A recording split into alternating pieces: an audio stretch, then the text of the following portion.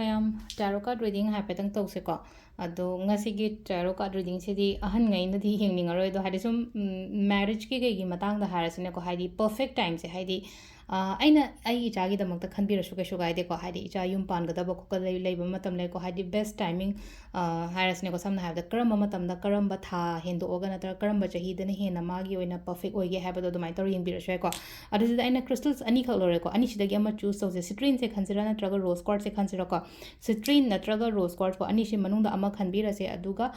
hadi खल्लिबा पोट से हाइतारे को मैरिज की परफेक्ट टाइमिंग नत्रगा हाइदि करamba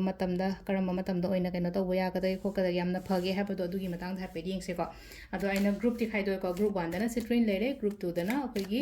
rose quartz lere ko da angang naga yengbadi kaino tawni ko hadi like to me satra ngai naga yengboi taraga su leina ko chahi gumba da su katang sangna gumba dumaina su lakpa su yai ko ado sida ai lokthok jarge card se ko marriage की matang dane ko sum marriage kumba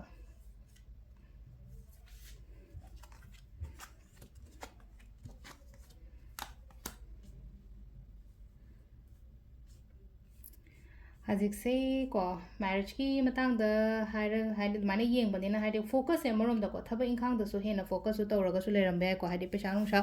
ta laga lei bani khang de natraga ama khak leina ko isa da munda poknung da nungai raga lei ba khotba du mai tawraga adum bagi energy sama su lai ko sida phatte nungai te habadi ya da adu ko sum past experience kumba kai gumba na amu bit su yamna hanba khotba harsine ko sam habada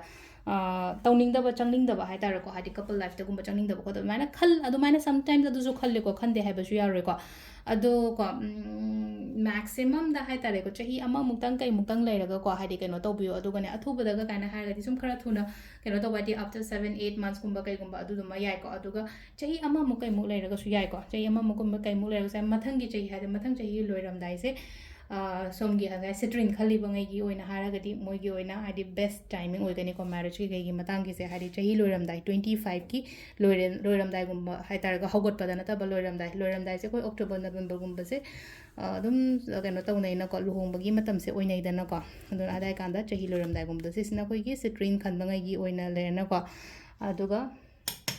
Matangi सिना खोइगी रोज quartz खन बंगई की ओइना को रोज quartz के ना करी energies लाके हैं बतो दो हैप्पी रिंग मिनर से को करी एनर्जीज है करी गाइडेंस को मैरिज के मतंग दा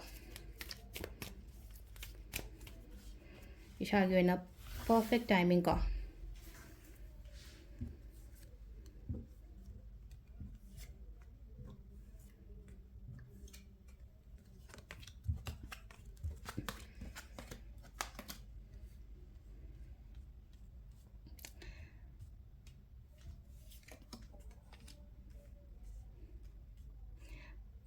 हानगी सुम नुंगाइतब एक्सपीरियंसेस हाय तारे को सिसिना मुमी थाजब ngamdabado oi ko haidi khoina yum pange kaina khallaga so mulaina ko हानगी पास एक्सपीरियंस को मतलब नुंगाइतब थाजब मांगबा लेना को हाidi दुमाइना गुंबा लेबसिना हइसे पूरा हाय तारे खोंग थांजनबा मतमदा कीबा खोटबा दुमाइना ओइना ओइबदो हाय तारे को अदो था अहुम मरी गुंबदंग मतम पियो हंदकी चही दि केंदा तौरोगिनो को अदुगा मथंगी चही सिदा को हाidi रिलेशनशिप गुंबदा कइदा चंगे हारगति कशु काइदे को मथंगी चही सिदा हाidi ngasagi ममांगी सुम नुंगाइतब कइनो मैम सिना को अनोब लाको मतम द एक्सेप्ट तौब ngamdabdo si leise ko accept तौब ngamdabani khangde thajab ngamdabani khangde amani khangde dumai tor lai ko ado clarity budi am lakane ko adu na hanagi नुंगाइतब kari kra ma'am side am da loine inthokro do gane ko haidi अनोब start to one ha ko अनोब start to ba haragadi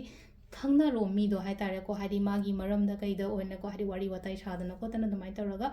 adu dagi adum laina ko next year se dum yai ko haidi 2025-26 fawo manung sida hai tare ko settle tawna ba tawbiyo ko sele re khogi kaino gi ngasi oina haidi marriage ki predictions and haidi time predictions hai rasu yare karam kandana ko haidi best timing oige hai ba do dumai ko adu gi matang da ne ko